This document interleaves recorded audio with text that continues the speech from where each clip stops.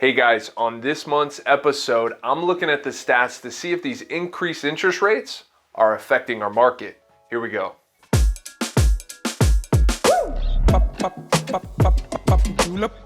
All right guys, before I jump into answering that question, I want to paint a picture of where we are today. Sure enough, through the month of May, we had over 1,300 homes come on the market. Frankly, that's not enough. We need more. We had over 1,600 homes go pending, go off the market. And we had over 2,100 homes actually close escrow. So what is that telling us? It's telling us for the fourth month in a row, we have more demand than we have inventory. So typically, that's gonna mean prices will continue to go up. However, what has recently changed in our market? The big change that we've seen in our market is interest rates. With the government going back and forth if they were going to increase the debt ceiling, we all knew they would, but that caused banks to increase interest rates. Interest rates over the last 2 weeks have jumped up to over 7%.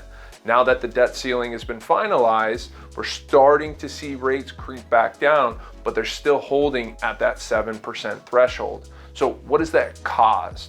Well, when I looked at the stats, sure enough, March, April, and May, when we got rates to probably an even 6.5%, we saw the market kind of light back up.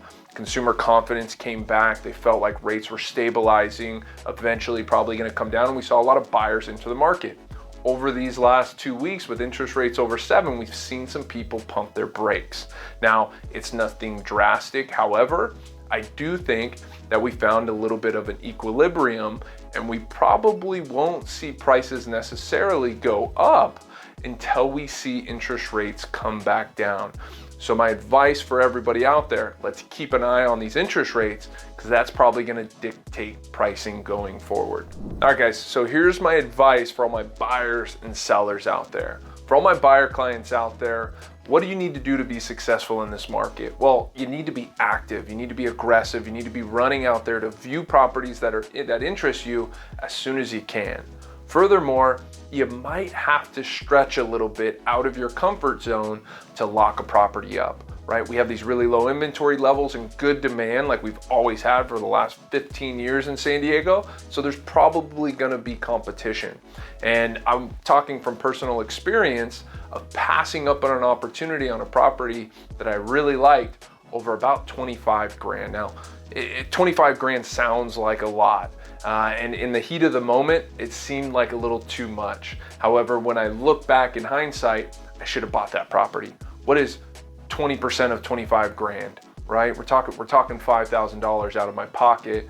Furthermore, 25 grand over the life that I'm gonna own that property, really insufficient. And I regret passing up on that. So I warn you, get out of your comfort zone a little bit and don't let smaller dollar amounts stop you from maybe buying your dream home.